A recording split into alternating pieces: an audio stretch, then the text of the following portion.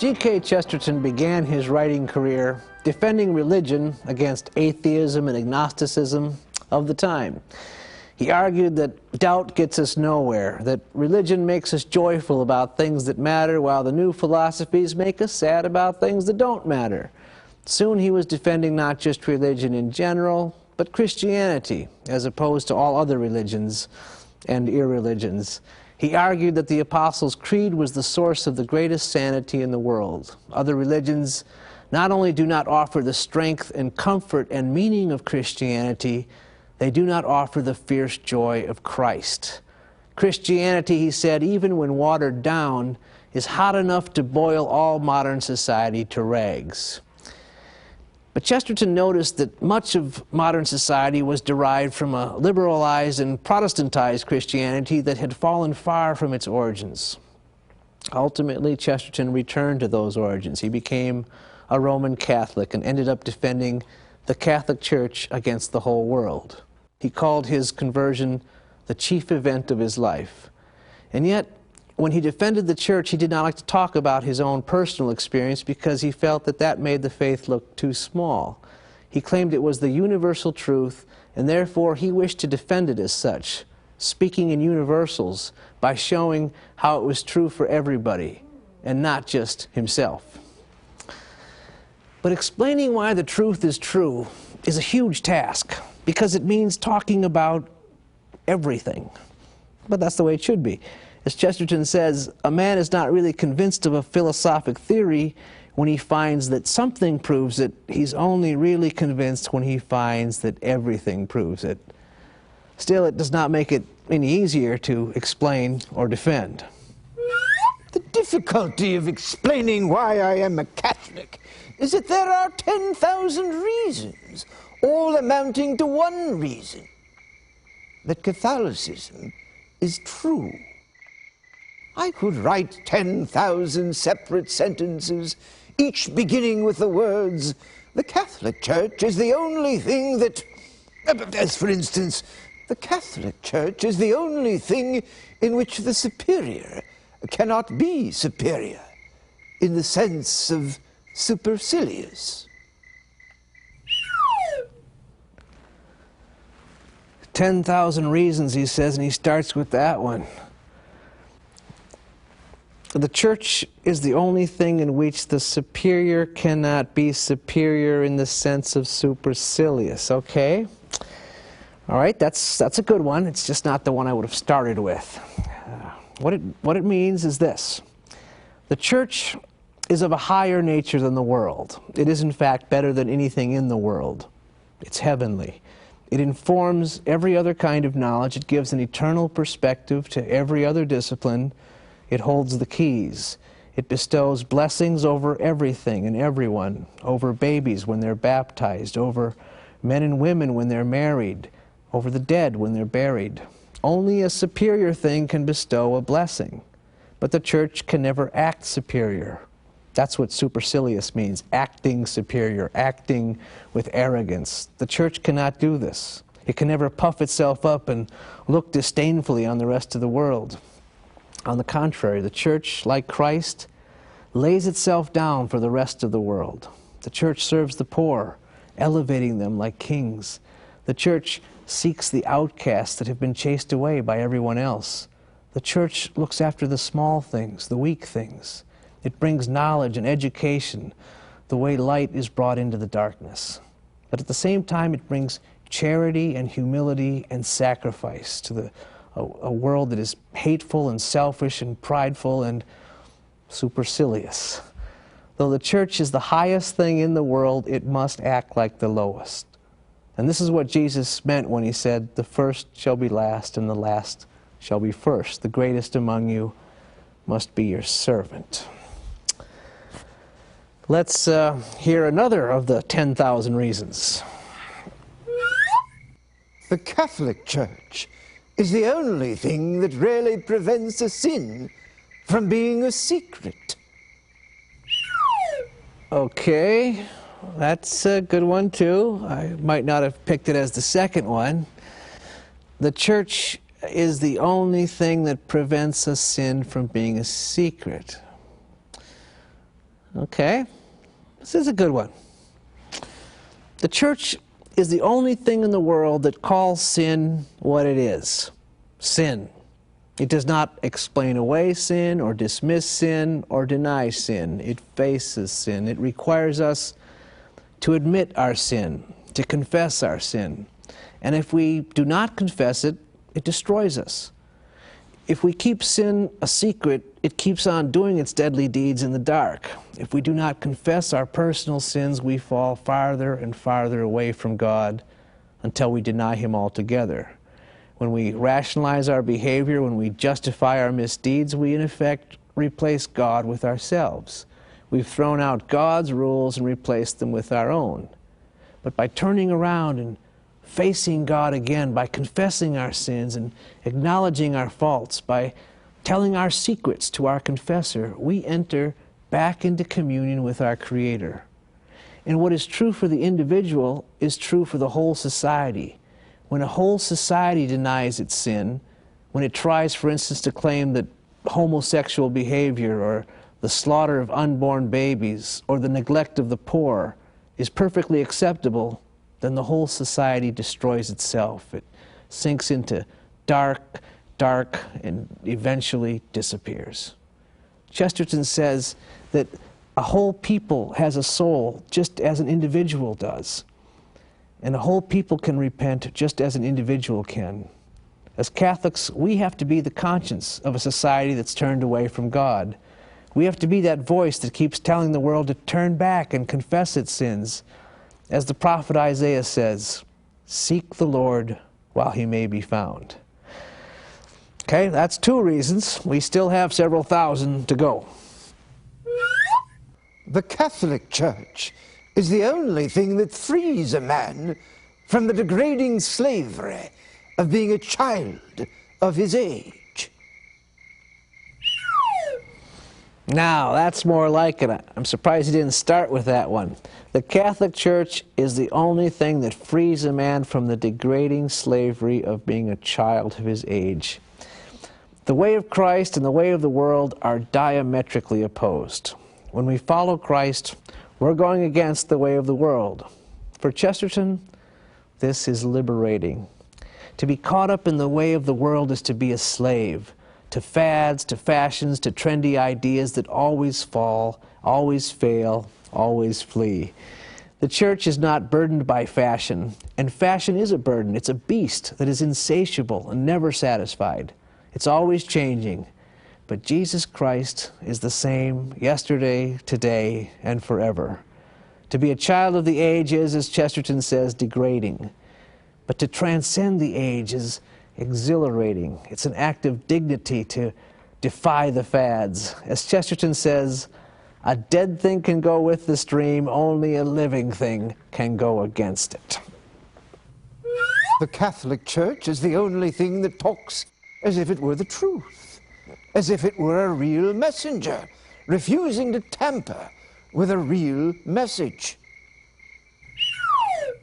This is very important. The Catholic Church is the only thing that talks as if it were the truth, as if it were a real messenger, refusing to tamper with a real message. One of the many things that the world does not understand about the Church.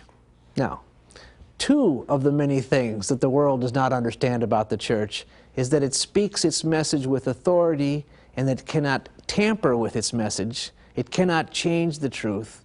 It can only try to convey the truth.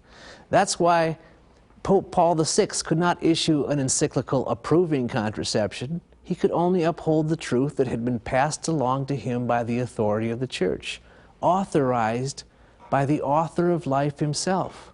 That's why a pope cannot suddenly ordain women as priests. He has no authority to do so. There's a sacred order to things. Priesthood has a specific meaning, and no one in the Church can simply change the meaning to his own liking. The Pope risks being unpopular with the whole world, including even many Catholics, every time he makes a pronouncement, because people often do not want to hear the truth. But when a Pope makes a pronouncement, he does not say anything new. He only tries to make truths clear, truths that are very old. There are no new truths, only the truth that makes all things new. The Catholic Church is the only type of Christianity that really contains every type of man, even the respectable man. A typical Chesterton paradox. The Catholic Church is the only type of Christianity that really contains every type of man, even the respectable man, something the opposite of what we would expect. But think about it. Most religions appeal to the poor and the humble, the common man. That's because religion's something natural to normal human beings. Our souls long for God as much as our bodies thirst for water. But there's a minority of people, the sophisticated, the educated, the wealthy, people who, interestingly enough, are respectable in the world, who reject religion, who have convinced themselves that religion's something merely for the ignorant and the unwashed. But the Catholic Church has a way of bringing even these proud folks to their knees. The Church satisfies the needs of the intellect. It satisfies the needs of the senses, including the artistic sense. It even satisfies the needs of people who think they have everything. The Catholic Church is the only place in this world where money has no power, where wealth is exactly the opposite of what is important. The Church appeals to an amazingly wide variety of people, even to people to whom religion does not normally appeal. It reaches across class, across borders, and even across time. It is as universal as its name suggests. Let's hear another reason. The Catholic Church is the only large attempt to change the world from the inside, working through wills and not laws. The Catholic Church is the only large attempt to change the world from the inside, which means it's trying to change people only by changing their minds. Every other large institution tries to change the world from the outside. They rely on power, on forcing different mechanisms and environments and behaviors on people. There's a difference between power and authority. The Church does not act with power, it acts with authority. In fact, about the only times it has really failed in its mission have been when it has tried to use power. And in those cases, the Church's weakness was that it gave in to the world and tried to use the world's devices. It undermined its own authority by imitating the world's methods of using power. Authority is connected to the author, to the one who authorizes. It was Christ himself who gave authority to his apostles and to Peter, the rock upon whom he built his church. Authority is something we choose to recognize, to honor, and to obey. Power is something that is merely coercive or restrictive, something that leaves us with no choice. For Chesterton, one of the greatest doctrines of the Catholic faith is free will, what he calls the dizzying liberty of the Church. It does not force anyone into the truth. We have to make the choice ourselves. And we have to make the choice every day. The Catholic Church is the only institution that ever attempted to create a machinery of pardon. The Church is the only thing that ever attempted, by a system, to pursue and discover crimes, not in order to avenge, but in order to forgive them. I was waiting for one like this. Chesterton, the lover and writer of detective stories, here likens the Church to a detective, a sleuth who pursues and discovers crimes not in order to avenge them, but to forgive them. That is exactly what his great character Father Brown does so charmingly and so well in story after story. Chesterton says that the Church has a merciless mercy. The Church is an unrelenting sleuth, tirelessly and doggedly hunting down souls in order to save them instead of slay them. And he says that what gives the adventure even more dramatic tension is that the modern world curses the Church for not saving the world which does not wish to be saved. The Catholic Church is the only thing that ever founded a civilization on first love, on the single and romantic view of sex. We have the only scheme that believes in chivalry. We alone serve St. George and St. Valentine. We alone, among the great religions of the world, have a creed that interprets mystically these physical things. We alone believe in the resurrection of the body. We just talked about the church trying to change the world from the inside.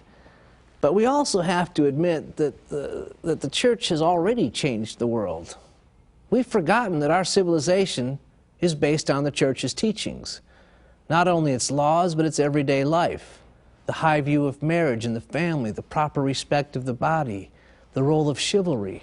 These are all based on the sacraments. And our whole society declines as we move away from those basic and beautiful things. The Catholic Church is the only continuous, intelligent institution that has been thinking about thinking for 2,000 years. Its experience covers nearly all experiences, and especially nearly all errors.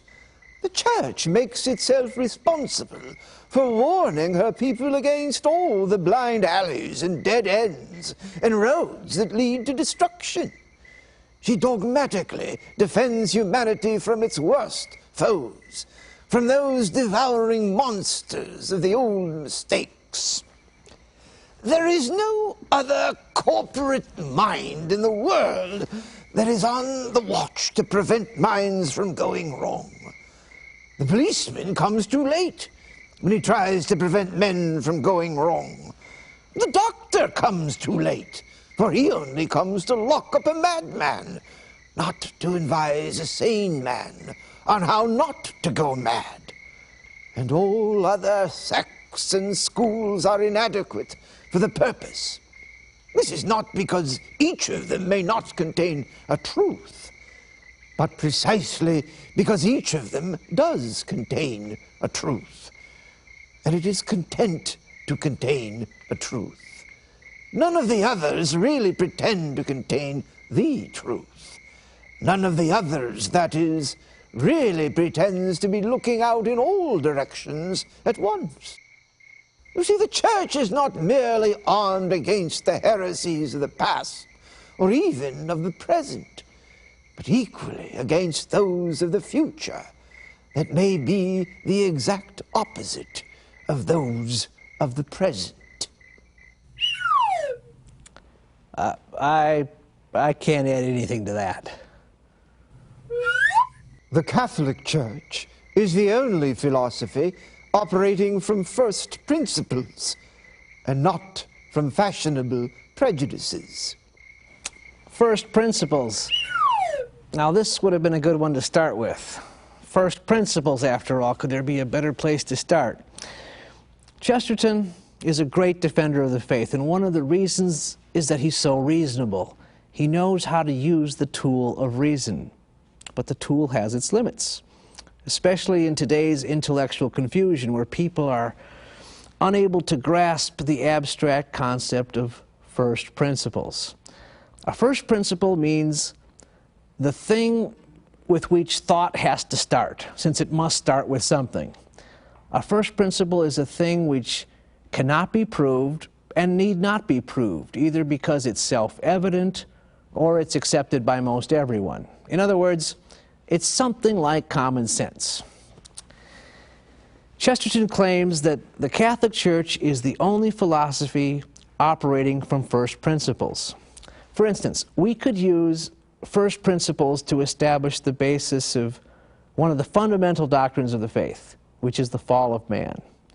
We could start by saying that it's a first principle that men desire happiness. Most everyone agrees with that idea. Without us, we don't have to prove it. In fact, anybody who denies that men desire happiness is, well, cracked.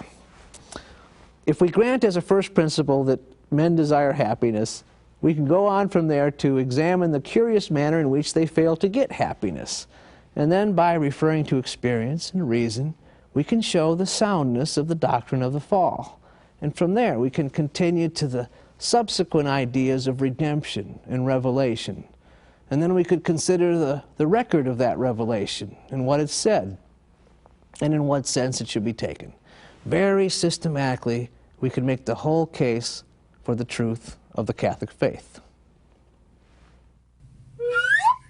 The Catholic Church is the only church that can claim to be the church. The most unacceptable and unpalatable claim of the Catholic Church in today's world is the Church's claim to be the true Church.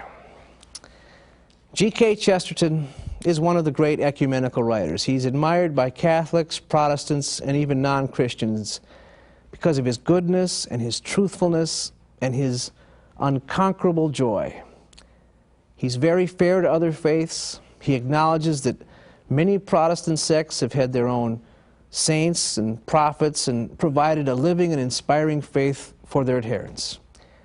But each of these sects came about because they believed they were right and everybody else was wrong.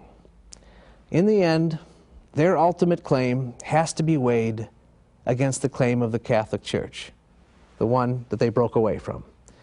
It requires far more faith or fanaticism, says Chesterton, to believe that a small chapel can sustain its own claim over the great international Catholic Church.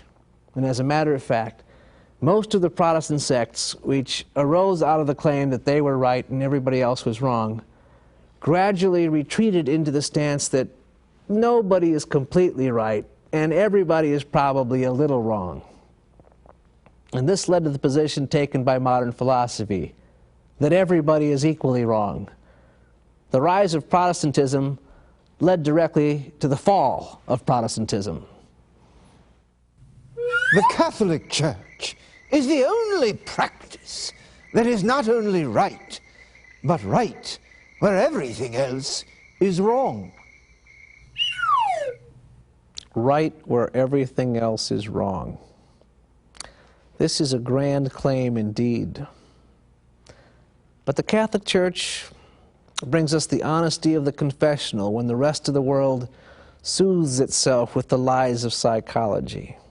The Church upholds humility when the rest of the world preaches pride. The Church brings sacrificial charity to relieve human suffering when the rest of the world wants brutal utilitarianism. The Church teaches free will and responsibility when the rest of the world trips into determinism and irresponsibility. The Church keeps a well-defined doctrine when the rest of the world wants broad and meaningless sentimentalism. The Church values the past when the rest of the world wants to forget it. But the Church is also realistic about the future, as in the four last things: death, judgment, heaven, hell, when the rest of the world talks only about progress and utopia. And the Church embraces life in the midst of a culture of death. Looks like we're not going to have time to discuss all 10,000 reasons why a person should be Catholic. But we did pretty well. We got through 12. All good ones, too. And all amounting to the same reason, that Catholicism is true. But before we go, we should add one other reason. After his conversion, Chesterton never missed Sunday Mass or a holy day of obligation. One Sunday morning, as he was struggling to get ready to go to Mass, he said that only a religion that was true could get him out of bed that early in the morning. I'm Dale Ahlquist. Thank you for joining us on the Apostle of Common Sense.